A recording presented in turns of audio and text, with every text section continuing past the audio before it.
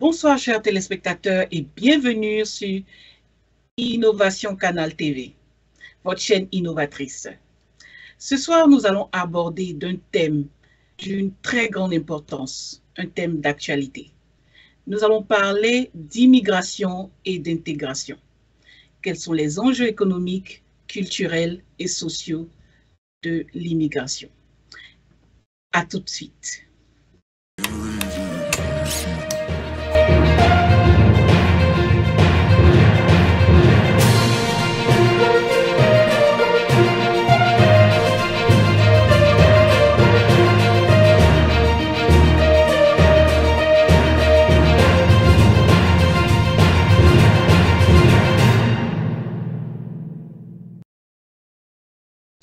Bon retour sur nos antennes. Mon nom est Eunice Kokassé et comme prévu ce soir, nous allons débattre du thème de l'immigration et de l'intégration. Pour ce faire, nous avons une éminente invitée, une très grande dame. On va lui laisser la parole. Alors, bonsoir, chers téléspectateurs internautes. Bonsoir, Eunice. Moi, c'est Sylvie Cambou.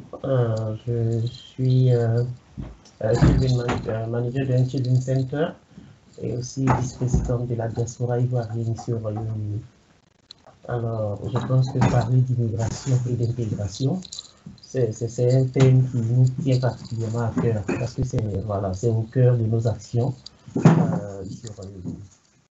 Merci beaucoup Sylvie, merci beaucoup de nous rejoindre ce soir sur ce plateau pour parler de ce thème qui est d'une grande importance. Pour toi, quelle est la définition de l'immigration?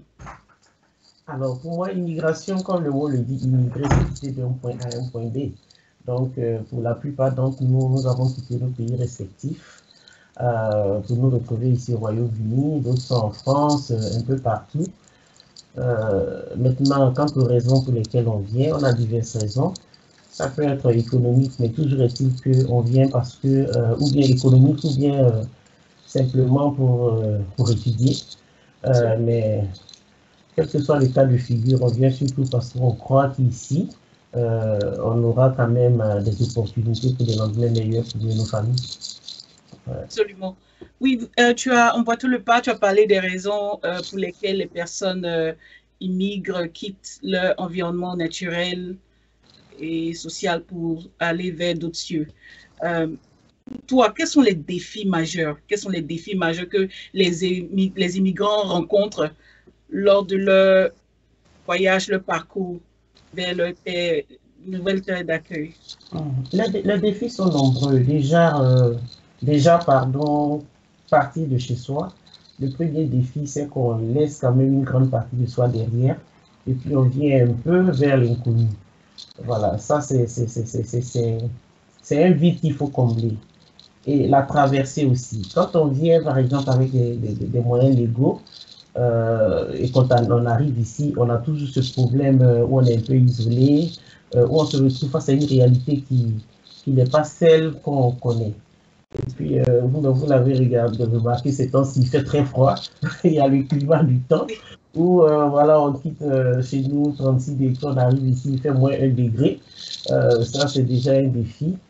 Maintenant, sur une note beaucoup plus sérieuse, quand on vient légalement, ça va. Mais quand on vient de façon illégale et que, parce qu'on veut coûte que coûte être ici et qu'on se retrouve à prendre la Méditerranée, là, les défis sont beaucoup plus tragiques parce qu'il y a nombreux qui ne le font pas, parce qu'on, par manque d'informations, ou bien tellement il y a ce besoin-là, ou bien on pense absolument que c'est ici que l'Eldorado est. Donc, on se retrouve à risquer sa vie, la vie de souvent de nombreuses familles hein, qui ont leur vie qui perdent la vie dans le trajet. Et puis, quand on arrive ici encore, on a d'autres défis auxquels on ne s'attendait pas du tout. J'aime pas tellement employer ce mot-là, mais il y a souvent le racisme auquel on n'est pas habitué et qui nous vient en plein visage et là on se pose des questions. Ensuite, voilà, quand on est venu illégalement, comme on travaille Même quand on est venu légalement en tant qu'étudiant, on a peut-être 20 heures de travail et on ne peut pas aller au-delà, on a des factures, on a des loyers. Voilà, quand on est illégal, quand on est malade, qu'est-ce qu'on fait? Il y a de nombreux défis. On ne finira pas de les lister ici. Tout à fait. Toi, personnellement, tu vis à Londres et tout, tu as une grande, forte communauté ivoirienne ou encore africaine en général à Londres. Pour toi, dans votre quotidien, qu'est-ce que tu vois tous les jours? Qu'est-ce que tu peux vraiment, de façon spécifique, mettre en avant?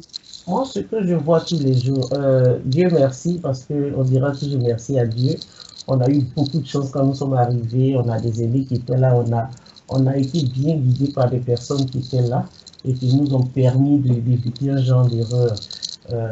On dit souvent, quand tu viens en Europe, là où tu descends, souvent tu te familiarises avec les habitudes qui sont dans l'environnement où tu descends et c'est plus ou moins le même parcours que tu suis. Donc moi, j'ai eu la chance d'arriver et d'avoir des aînés ici, c'était surtout étudier, s'intégrer, voilà, maximiser ses chances et puis voilà, saisir ces opportunités-là qui étaient là.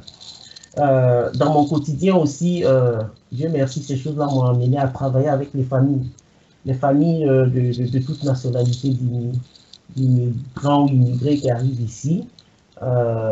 Et une de mes responsabilités, c'est de les orienter, surtout les familles qui ont des enfants de moins de 5 ans, dans le cadre, comme je le disais, de mon travail de tous les jours.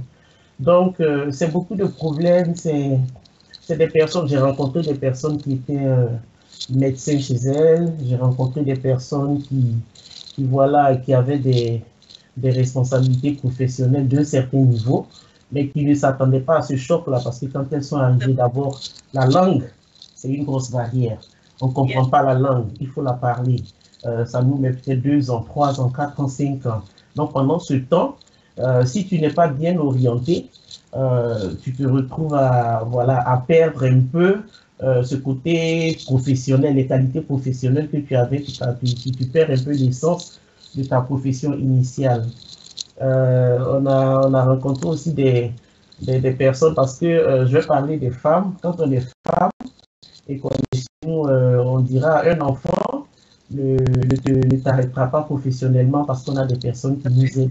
On a eu des personnes aussi qui sont arrivées en plus du temps pour se régulariser. Quand il y avait des enfants, c'était très, très, très, très difficile. C'est pénible parce qu'on est seul face à ces responsabilités familiales et on n'a pas encore les papiers. Donc, il y a des personnes qui se retrouvent à être complètement déshumanisées.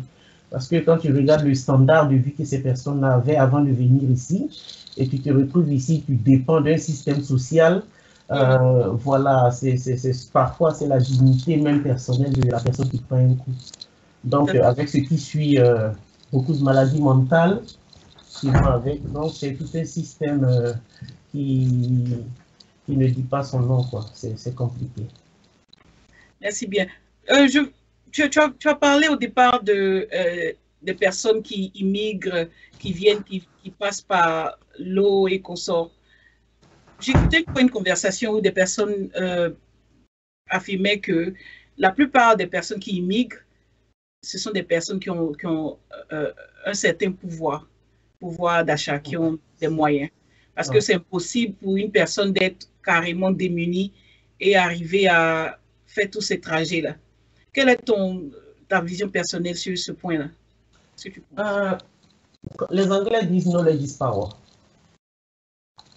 Quand on n'a pas les informations, les vraies informations, alors on n'a plus de pouvoir. Effectivement, c'est traversé, là coûte beaucoup d'argent. 2 millions, 3 millions, 5 millions. Donc, c'est des personnes qui, comme nous toutes d'ailleurs, et on est venu ici en se disant, voilà, ici, on avait des opportunités. Donc, qui ont forcément, qui viennent pour les opportunités. Maintenant, l'information, les voies d'accès à ces informations-là, parce qu'il faut se délocaliser. Comment se délocaliser? Les informations ne sont pas toujours passées à ces personnes-là. Je me rappelle, il y a quelques années, il y a un jeune frère qui m'avait appelé, qui est gendarme au pays, donc qui a un salaire, qui a des opportunités. Aujourd'hui, avec l'expérience qu'on a, on peut conseiller. C'est ça, c'est ce qui est bien dans l'histoire et qui voulait forcément venir ici parce que des amis lui auraient dit non, une fois que tu arrives, c'est facile, tu as les papiers et tu travailles. Bon, celui-là, il est gendarme, donc vous voyez qu'il a un certain niveau éducationnel, donc il peut comprendre si on lui explique clairement les choses. Mais parce que l'information n'est pas bien passée, donc il vient avec ses préjugés, avec ses différentes préconceptions. Et c'est ça souvent qui, si tu veux, qui fait que quand les gens arrivent et puis on voit que c'est pas cette réalité à laquelle on s'attendait, donc le choc est grand. Donc c'est le manque d'information, comme j'ai dit. Tu as ton argent, tu peux... et moi, dans ce cas précis-là, j'ai conseillé au jeune frère, je lui ai simplement demandé, je lui ai dit, dis-moi, est-ce que les parents n'ont pas une plantation quelque part où tu peux investir et tout? Il dit, si. J'ai dit, ben, tu vas utiliser les 2 milieux puis investir. Parce que la terre ne trahit jamais. Ben, je pense qu'il n'a pas compris ce que je voulais dire. Il ne m'est plus revenu. C'est vrai, je ne sais plus si son projet est arrivé à son terme. Mais c'est quelqu'un, si, avec l'explication qu'il a reçue, s'il réussit à traverser, qu'il arrive ici, c'est quelqu'un qui sera, qui va subir un choc de par la réalité, ce qu'on aura dit. Voilà, absolument. Donc oui, c'est souvent des personnes qui ont de l'argent, mais qui n'ont pas l'information qu'il faut pour investir là où il faut investir pour maximiser ses gains. Tout à fait. Et aussi peut-être que ces personnes-là ont une vision de l'Europe qui se sont préconçues par rapport à la télévision, ce qu'ils voient. De l'autre côté, ce qu'ils voient sur les réseaux sociaux aussi. Donc, ils ont une petite appréhension pensant qu'en venant, les choses sont un peu plus simples. Il y en a même qui disent que je préfère même nettoyer les rues en Europe. Ce que je recevrai sera meilleur qu'avoir un meilleur boulot en Côte d'Ivoire. Absolument, absolument. Et puis aussi, comme tu l'as si bien dit, on n'est pas... je ne dirais pas qu'on est à blâmer parce que nous, dans notre cas précis, on prend la peine d'expliquer les choses aux personnes. Mais bon, avec l'effet de... Tu arrives, tu peux facilement faire face à certaines situations financières et puis on te regarde, même on te dit, hey, ton teint là, c'est pas un teint d'ici. Toi, tu viens, tu comprends un peu. Il y a tout ce que tu as décrit, il y a le regard qu'on place dans la personne qui vient en vacances et on veut, voilà, on veut être comme cette personne-là. C'est les difficultés. Et même quand même on explique les difficultés, souvent on n'est pas pris. Oui, tout à fait. Eh bien, une autre question pour toi. Pour toi, quel est l'impact économique et social que l'immigration peut avoir sur les pays d'accueil ainsi que les pays d'origine? Sur les pays d'accueil, quand l'individu n'est pas en fonction, vous voyez qu'il y a, et quand il n'est pas en fonction, il est supporté par le pays d'accueil.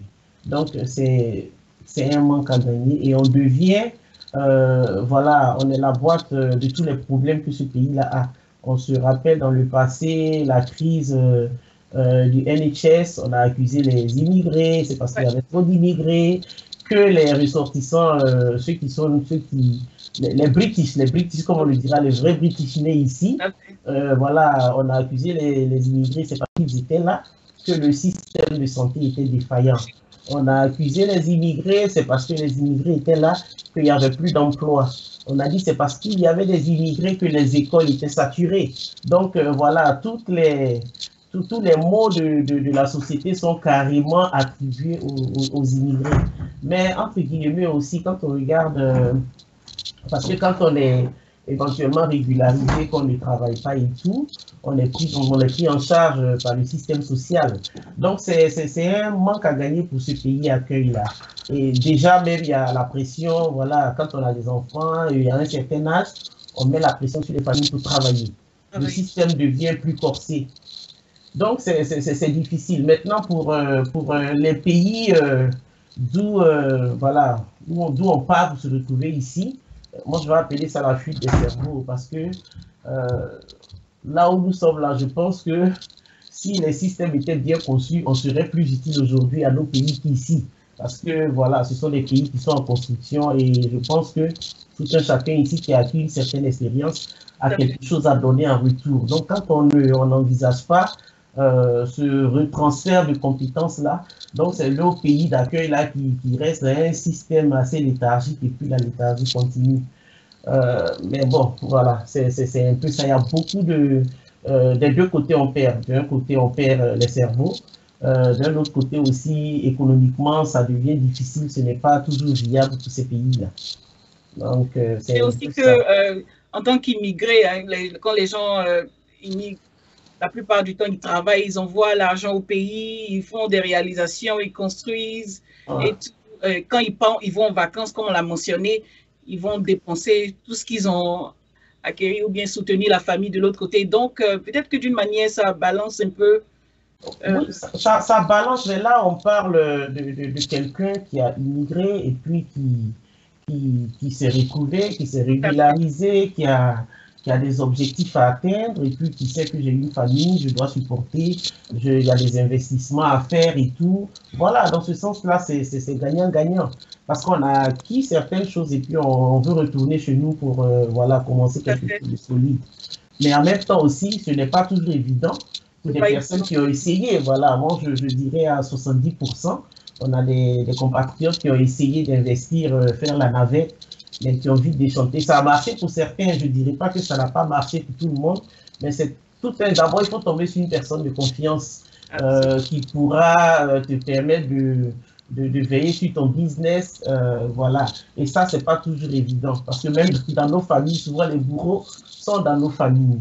Donc, c'est un peu compliqué, voilà. Donc, finalement, on se demande à quel moment on commence à investir, parce que quand on a essayé, ça n'a pas marché, qu'est-ce qu'on fait? Souvent aussi, l'aspect qu'on ne regarde pas quand on vient ici, on construit nos familles. Donc, est-ce qu'il faut partir avec toute la famille?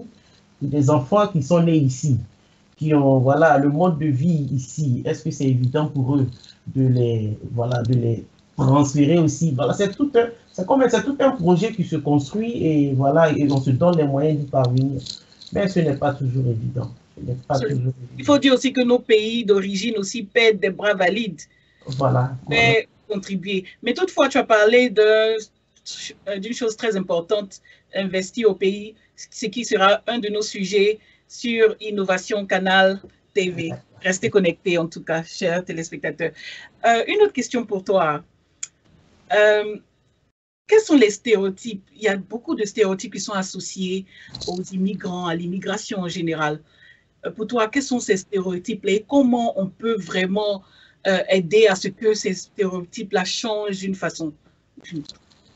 Bon, quand on parle de stéréotypes, je pense que tu fais peut-être allusion à tous les mots de la société dans Les mots laquelle de on la vient qu'on société, nous comme tu as attribue. mentionné. Mais voilà, je sais pas si euh, on peut vraiment, s'il y a une solution adaptée, mais il y a peut-être des solutions qu'individuellement nous devons apporter. Et comme je Absolument. l'ai dit tout de suite, no ladies power. On vient dans le système, on contribue dans le système, on apprend à se défendre. On apprend à se défendre en sachant un peu, par exemple, dans le monde de l'emploi, souvent on dit, voilà, quand on est black, quand on arrive dans un boulot, on devient un peu le souffre-douleur de tout le monde. Ou Tout à bien, fait. voilà, j'ai parlé de racisme institutionnel, on le vit tous les jours. Tout à Mais fait. ce qu'il faut faire, moi personnellement, je pense que je l'ai subi à bien, maintes fois, mais j'ai choisi, parce qu'à la base, je suis juriste, j'ai fait du droit. Donc, j'ai compris que dans ce système, il faut être informé juridiquement sur les différents systèmes qui sont en place. Dans toutes les entreprises où nous allons évoluer, ils ont ce qu'ils appellent, ils ont un code, je ne sais pas si on dit code of conduct, un livre, un bouquin qu'on remet à chaque employé où on a nos droits, on a nos devoirs, on a nos Absolument. responsabilités.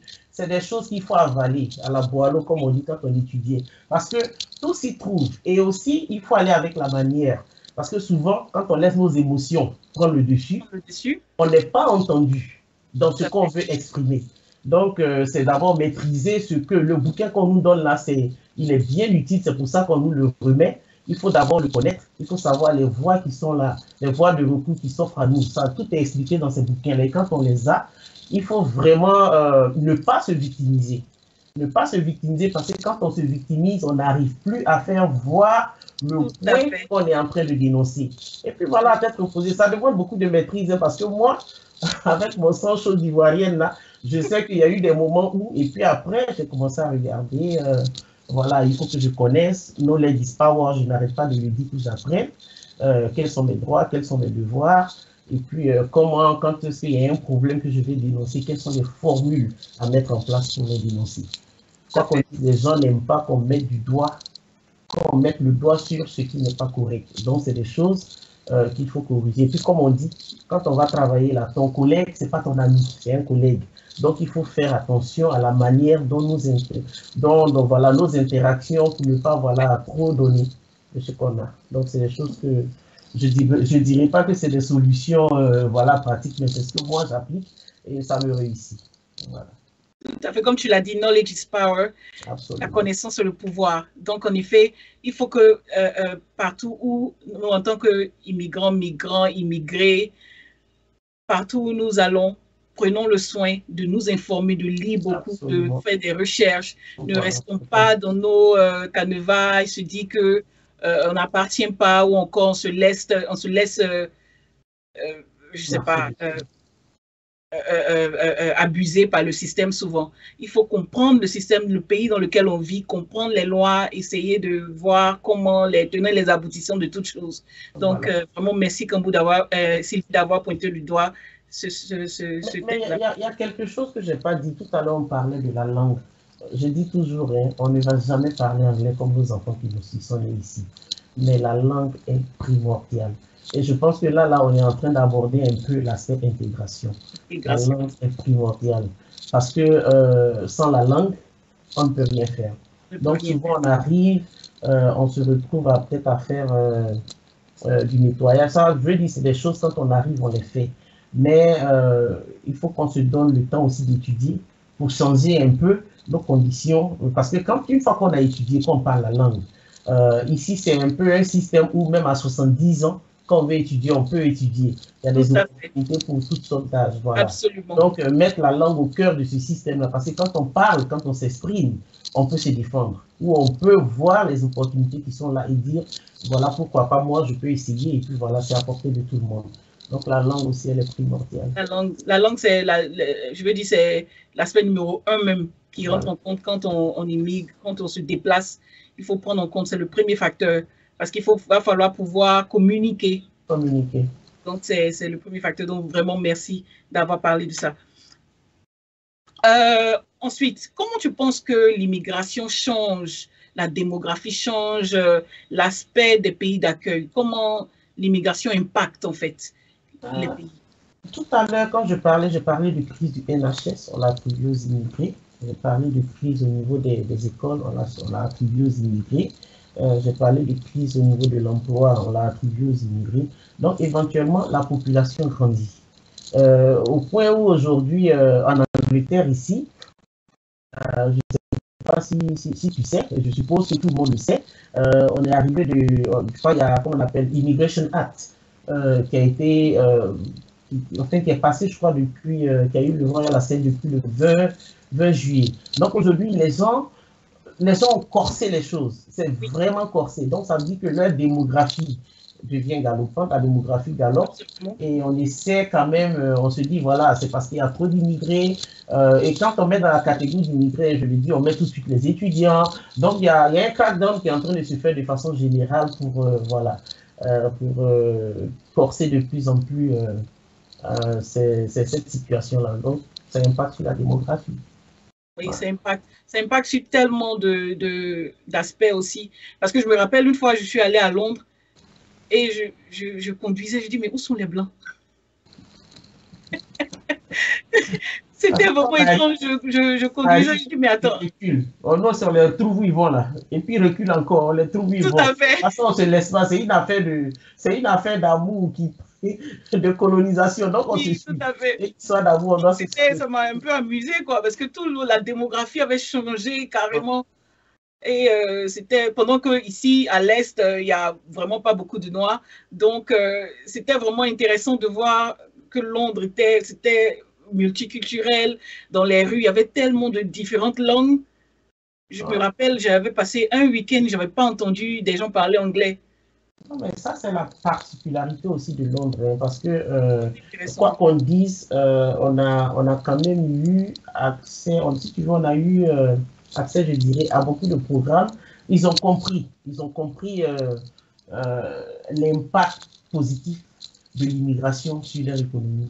Parce qu'on peut dire, voilà, qu'on nous accuse de tous les maux, mais en même temps aussi, quand on va dans les hôpitaux, les médecins, c'est des Indiens, les nurses, c'est Nigeria ou Kenya, voilà, On paye les taxes aussi. Voilà, et puis on paye beaucoup de taxes. Ça, c'est l'immigration régulière. Donc, l'immigration régulière, on contribue. Donc, c'est un peu tout ça. Ça, c'est le côté positif. Comme je dis, Londres a cette particularité-là de rassembler tout le monde. Voilà. Donc, c'est vraiment intéressant. Et comme j'expliquais, l'Angleterre, bon, le Royaume-Uni en général, c'est la population est très vieillissante, très vieillissante. Et il faut dire que nous, les immigrants, les Noirs en particulier, on est beaucoup jeunes, on est beaucoup plus forts, on est beaucoup plus coriaces, on apprend vite aussi. Donc, d'une part, immigrer dans ce pays-là aussi apporte quelque chose à la Grande-Bretagne parce qu'il n'y a vraiment pas beaucoup de main-d'œuvre et tout. Donc, ils bénéficient aussi, comme tu l'as dit, de notre présence ici. Et voilà, on paye les taxes, on travaille dur, on est dans pratiquement tout ce que la plupart des Anglais de souche ne veulent pas faire. Et donc, d'une part, ils bénéficient beaucoup de notre présence ici. Voilà. Donc, on va brosser un peu sur l'intégration et la prochaine fois, nous allons rentrer en profondeur sur l'intégration. Alors, pour toi, qu'est-ce que l'intégration? Je me demande même si nous sommes intégrés, parce que quand je dis intégration, c'est intégration à tous les niveaux professionnels, culturels, voilà, sur le plan social, savoir arriver dans un système et puis voir où sont les opportunités. On ne peut pas intégrer si on est compartimenté dans nos communautés propres à nous. Donc, c'est sortir et puis aller vers les autres et puis découvrir ce qu'il y a de bon, échanger, leur donner ce qu'on a de bon aussi. C'est un échange qui se fait. Et pour moi, c'est l'intégration. Une intégration réussie, c'est quelqu'un qui est arrivé, qui a pu se régulariser d'abord, qui a pu avoir un emploi, qui a pu avoir de bonnes études et puis qui est aujourd'hui économiquement viable pour supporter tout ce système-là. L'intégration aussi, c'est forcément la langue. Absolument. Absolument. La langue étant, chez nous, par exemple, on parle le français, c'est notre première langue. Alors, comme tu l'as dit au départ, quand tu viens en Angleterre, ça va te prendre un bon nombre d'années pour vraiment comprendre la langue de façon, je veux dire, à un niveau, à un standard assez imposant pour pouvoir travailler ou encore faire partie de la vie de tous les jours, en fait. Donc, la langue, elle est vraiment, vraiment importante. Et ce serait, pour moi, je pense que ce serait bien même, partant même de nos pays d'origine, d'avoir l'anglais comme plus le parler que l'écrit. Parce que pour moi, c'était le choc. J'étais très académique quand je venais ici. J'avais un niveau d'anglais basique. Bon, en Côte d'Ivoire, j'étais supposée être très bonne en anglais. Mais quand je suis venue ici, je me suis rendu compte que, oh non, je n'avais pas le niveau du tout. Je n'arrivais pas à comprendre ce que les gens disaient et tout. Donc, ça m'a pris du temps. Et je pense que la première chose que j'ai faite, c'était d'arrêter de regarder tout ce qui venait de Côte d'Ivoire ou tout ce qui était en français. Donc, j'ai coupé toute télévision française, on parlait français, pour ne regarder que la BBC ou les chaînes d'ici. Et c'est comme ça que le cerveau doucement s'ouvre. Donc, qu'est-ce que tu penses de ça? Parce que la langue, là, c'est très, très, très important. Bon, moi, je pense que c'est... Peut-être on ne va pas cracher sur ce qu'on a déjà, la langue française, parce qu'on a été colonisé par les Français. Donc, notre système est conçu français. Et pour ceux qui vont en France, ça les arrange. Mais quand on vient ici, arriver ici, c'est notre point de départ d'intégration au niveau de la langue. Absolument. Quand on arrive, on est obligé de sortir et de parler.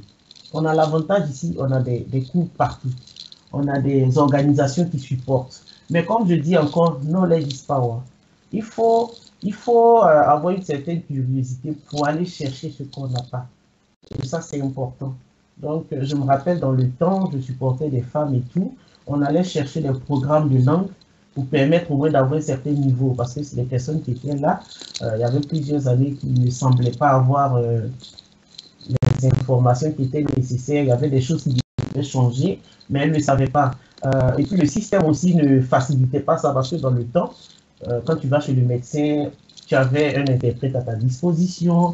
Dans tous les services où tu vas, il y avait un interprète. Donc, ça ne s'est pas présenté comme quelque chose qui était important, puisque tout était fait de telle sorte que cette intégration-là ne se manifeste pas.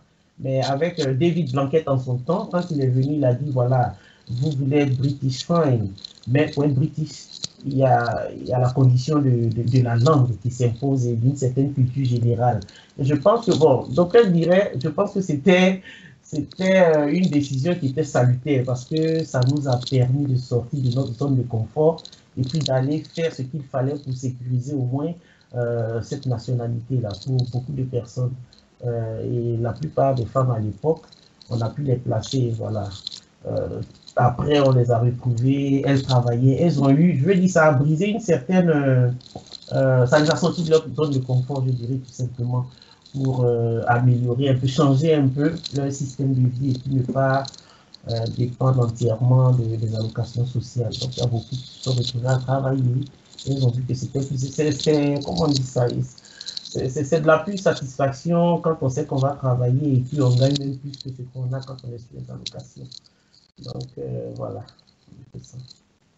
Super. De façon pratique aussi, je vais ajouter, si à toute personne qui nous regarde à un certain point, si vous venez d'arriver dans ce pays, ne paniquez pas. C'est OK. On est tous passés par là. Allez sur votre site de votre City Council ou votre County Council. Il y a toujours des cours d'anglais gratuits. Inscrivez-vous. Prenez ce pas-là, ne restez pas dans votre cocon, ne vous dites pas que vous n'appartenez pas ou encore vous attendez que l'aide vienne. Souvent, allez aussi vers. Joignez des groupes, aussi simple que ça peut être, même si c'est la chorale de l'église, je ne sais pas, n'importe quoi, mais quelque chose qui va vous faire sortir de votre petit environnement et rencontrer d'autres personnes et vous allez avoir l'occasion de parler. Parce que l'anglais, c'est une langue vivante, comme le français. Donc, si vous ne parlez pas, vous n'allez jamais pouvoir comprendre. Donc, il va falloir que vous rencontrez dans des personnes ou entrez dans des groupes où vous pourriez échanger avec d'autres personnes comme vous. Et puis, avoir l'occasion de parler. Le plus vous allez parler, le mieux vous allez comprendre la langue. Donc, je vous conseille vivement de le faire. Voilà. Moi, je voulais parler d'un jeune frère qui est arrivé ici, qui était en situation irrégulière. Et chaque fois qu'on parle de ça, c'est lui qui est un peu un modèle pour moi. Il était en situation irrégulière, c'était difficile. Le temps d'avoir, comme on dit, le CB, le truc, il n'avait droit à rien, il vivait avec des amis. Mais ce jeune-là, il avait compris, il dit, même si je n'ai pas les papiers, pendant que j'attends, qu'est-ce que je fais?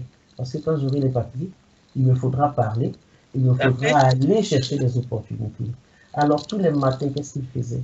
Le journal métro qu'on donne gratuitement dans les stations de métro, tous les matins, il prenait ça, il avait son petit dictionnaire anglais-français. Et c'est comme ça qu'il a commencé. Il n'avait droit à rien, parce que même s'il y a des cours même, puisqu'il était encore, voilà, un peu en ballottage, il y a la peur d'aller vers des organisations et puis on va se faire dénoncer.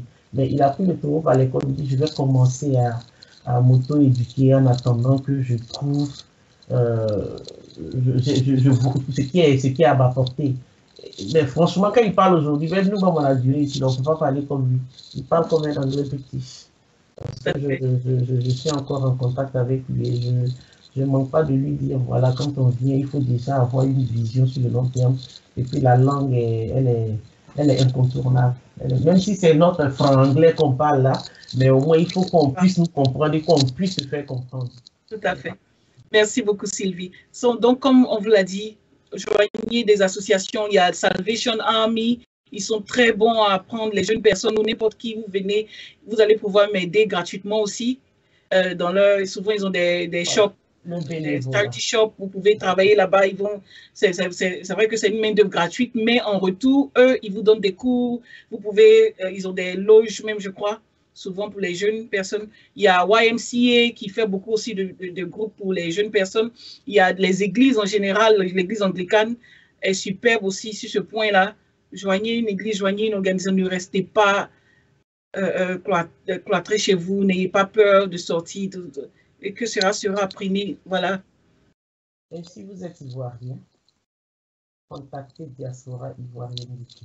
Absolument. Voilà. On est un peu une porte d'entrée, on pourra vous donner On ne dira pas qu'on va vous voilà, donner les papiers, mais on pourra vous orienter, on pourra vous guider vers les organisations qui pourront vous supporter. Tout à fait. Wonderful. Merci beaucoup, Sylvie. Une autre chose, pour toi, quelles sont les perspectives d'avenir pour l'immigration? Il y a beaucoup de perspectives d'avenir. Parce que quand on vient ici, là, comme je l'ai dit tout à l'heure, j'ai dit aujourd'hui, avec ce nombre d'années, de compétences, d'expériences accumulées, si on reste ici, ce sera simplement la fuite des cerveaux. Parce qu'on a beaucoup à ramener chez nous là-bas. On dit ce qui est bon ici, quand tu es arrivé, c'est bon. Il faut pouvoir ramener ça chez toi là-bas. Voilà. Donc, il y a beaucoup de perspectives. Il y a beaucoup de gens qui ont été bien formés, qui travaillent dans l'administration aujourd'hui ici, qui travaillent dans les institutions, qui sont des Ivoiriens et qui ont pas mal de projets qu'ils orientent vers l'Afrique, vers les pays d'origine. Je ne sais pas, il y a quelqu'un que je suis là qui fait l'intelligence artificielle, mais il est tout le temps à Abidjan. Voilà, comment il s'appelle Eouma, j'oublie son nom et ça c'est honteux. Mais c'est quelqu'un qui est tout le temps en Côte d'Ivoire, qui est en train de coacher. Ils ont des programmes DigiFarm. On a eu, je ne sais pas si ça on va aussi appeler immigration, mais on a eu des promotions des étudiants Shifming qui sont arrivés ici. Mais franchement, aujourd'hui, voilà, je fais un petit coucou à toute l'équipe. Chaque fois qu'ils sont passés ici, on a travaillé dans le cadre de Diaspora UK, on a collaboré. Mais ce sont des jeunes qui font des merveilles en Côte d'Ivoire, qui sont partout. Bénévolat et tout ce que tu peux imaginer, c'est des exemples. Donc ça aussi, c'est le côté positif de sortir, venir prendre des choses et pouvoir réinvestir dans nos pays d'origine. Voilà. Donc, ils sont une fierté quand on les voit sur les réseaux sociaux. Il y a une même, c'est BET English, je crois. Bini et toute son équipe, là, elle cartonne dans le domaine de l'enseignement de la langue de l'anglais. En Côte d'Ivoire, donc des projets bien pensés, bien conçus. Donc c'est peut-être de par les expériences ici, son projet avait déjà commencé, mais j'ai vu qu'elle est passée à une vitesse fulgurante après être rentrée de ce programme Shifming. Voilà, ils sont nombreux comme ça, il y a des GIFAM qui font, donc il y a beaucoup de choses. C'est pouvoir penser des choses et puis retourner et puis voilà, pouvoir mettre ça à la disposition de son pays. Absolument. Merci beaucoup, Sylvie. Merci beaucoup pour ton temps. Merci, chers téléspectateurs, d'avoir été avec nous au long de cette soirée. Nous allons clore cette émission. Je veux t'arrêter rapidement pour parler d'un aspect de l'immigration que je n'ai pas mentionné, que je pense qu'il est très important que nous le mentionnons. Tout à l'heure, je parlais de l'Immigration Act qui avait été depuis le 20 juillet, qui a été 20 juillet 2023, pardon, et qui a été validé, qui est passé. Je pense qu'il faut peut-être aussi expliquer ce côté-là, parce que dans le temps, quand on venait ici, quelles que soient les voies qu'on utilisait, que ce soit par la Méditerranée, ou bien voilà, on est passé par un autre pays et puis on est arrivé ici, on avait quand même, pour ceux qui voulaient demander l'asile, on leur permettait de le faire. Mais avec cette nouvelle loi-là qui est passée, c'est devenu encore plus compliqué. On dit toute personne qui arrive ici en Angleterre avec des voies irrégulières, que ce soit par voie aérienne et surtout que ce soit par la Méditerranée, par l'eau et par tout ça, ou bien si on établit que depuis son pays d'origine, on a utilisé des voies frauduleuses pour arriver ici, quand vous arrivez, vous êtes tout de suite arrêté et puis mis en maison de détention où en l'espace de 28 jours, on doit vous retourner dans un pays qu'ils appellent Safe Space. Et c'est le Rwanda qui a d'abord signé le contrat avec la Grande-Bretagne. Mais il y a plusieurs pays qui sont en train de rentrer dans le pool de rapatriement. Donc, si on t'arrête et puis on sait que tu viens de la Côte d'Ivoire, on va te ramener en Côte d'Ivoire tranquillement. Et je crois qu'ils ont 28 jours pour, si je me trompe, on pourra toujours vérifier. Ils ont 28 jours pour rapidement fast-track ton dossier, où tu n'as pas droit peut-être à l'aide légale, tu n'as pas droit à beaucoup de choses. Rapide. Tu ne rentres même pas dans le pays. C'est-à-dire, on te prend, on t'envoie en détention, on accélère le dossier et on te ramène chez toi au pays. Et ils ont déjà commencé à mettre ça en pratique. Donc, c'est bon de rappeler aux gens, parce que souvent, quand tu arrives, si tu dis, je suis passé par la France, ou je suis rentré ici, ou bien je suis passé de la Côte d'Ivoire, je suis passé par le Burkina, ou bien je suis passé par le Ghana pour arriver ici, on estime que le Burkina ou le Ghana que tu as dépassé avant de rentrer ici, c'est un pays où il n'y a pas de... C'est un safe pays. Donc, on peut te ramener dans ce pays-là si on n'établit pas ta nationalité. Donc, c'est devenu très corsé, c'est devenu très compliqué. Quand on prend les gens à la sortie du bateau, là, on les ramène directement en détention. Donc, c'est bon d'expliquer ça aux uns et aux autres, qu'ils comprennent, et voilà, que les choses ont changé, ce ne sont plus les mêmes conditions. Voilà, et c'est devenu encore plus compliqué. Plus compliqué.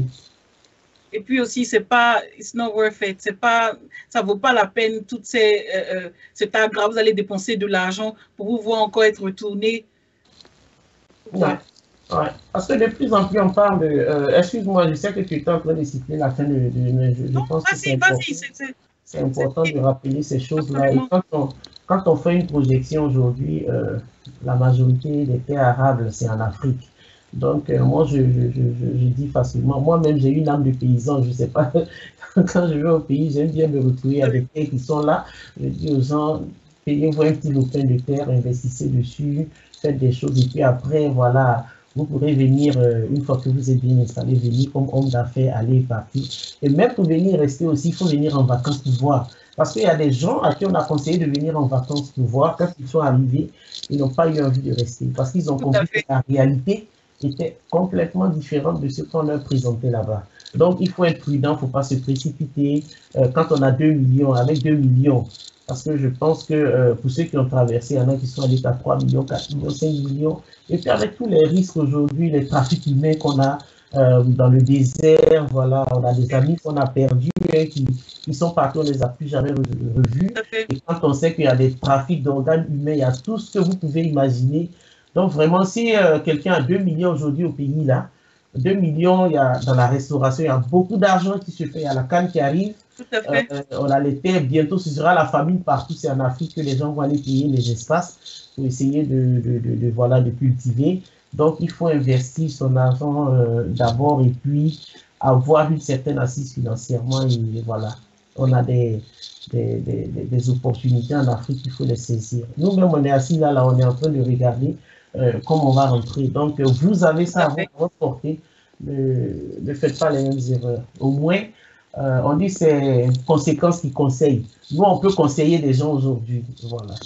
Donc, et quand on y réfléchit même, ok, on part du principe même que tu dépenses 3 millions pour traverser. Quand tu arrives, il va falloir que tu t'installes, que tu prennes des avocats, parce que maintenant, tout a changé. Moi, quand je venais, je n'avais pas dépensé autant pour les papiers et tout. Mais maintenant, tout a changé, c'est devenu encore plus cher. Donc, tu dois prendre un avocat pour faire tous les papiers. Et si tu ne comprends pas la langue, tu vas prendre quelqu'un encore en surplus qui va gérer tout ton truc. Tu vas faire Life in the UK test qui coûte de l'argent. Donc, finalement, tu vas te dépenser pratiquement 10 millions juste pour avoir un passeport. Ouais. Et puis, il n'y a plus de legal aid. Il faut qu'on le dise. Parce que, comme je l'avais dit au début, moi, je travaille avec des familles. Je les accompagne souvent sur le plan de l'immigration. On travaille souvent avec des avocats. On travaille souvent avec l'home office même. Et il n'y a plus de legal aid. On n'en donne plus. Donc, les familles sont là. Il y a de bonnes volontés sur le plan juridique qui font les pro bono. Mais ce sont des gens qui sont... les listes sont tellement longues, ils prennent un nombre limité de personnes. Et voilà, et la plupart du temps, c'est des familles qui ont des enfants mineurs. C'est vraiment compliqué, c'est pas ouvert à tout le monde, ils sont débordés.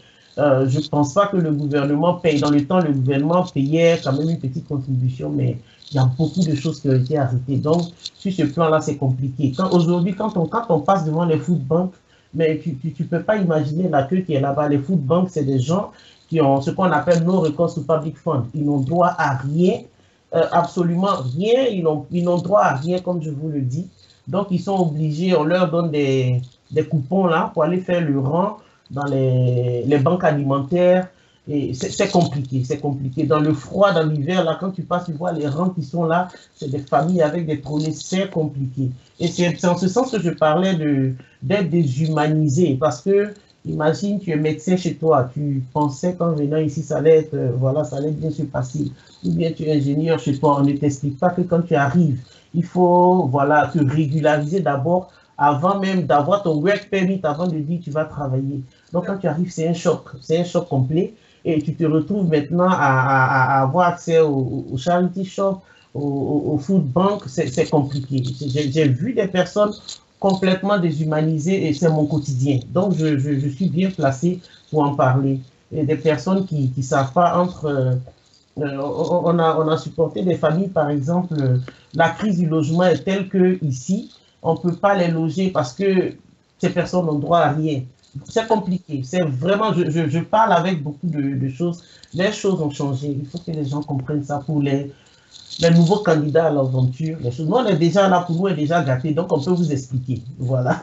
Donc, les nouveaux candidats qui m'écoutent, s'ils sont de l'autre côté là-bas, c'est des choses qu'il faut regarder, bien regarder avant d'investir 2 millions, 3 millions dans quelque chose. It's not worth it.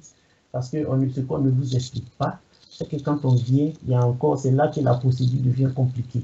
Et si vous n'êtes pas chanceux, avec les nouvelles dispositions, on vous prend dès votre point de départ, on vous emmène en détention et on vous ramène soit dans votre pays d'origine, soit au Rwanda ou dans un autre safe place comme ils disent. Donc, c'est quelque chose qu'il fallait quand même vous présenter. Merci beaucoup, Sylvie. Ce fut vraiment ça, c'était un point vraiment important et je suis heureuse que tu aies mentionné ça et que tu sois revenu là-dessus. Vraiment, merci beaucoup d'avoir vraiment pointé du doigt cet aspect-là. Ouais. Donc, merci beaucoup à toi. Merci d'être venu, de nous avoir joints pour cette énième émission sur Innovation Canal TV. Et chers téléspectateurs, nous sommes maintenant à la fin de notre émission. Nous vous remercions d'avoir été avec nous, de nous avoir suivis et rendez-vous pour une autre émission très bientôt sur Innovation Canal TV 1. Allez, restez connectés. Bonne soirée à vous.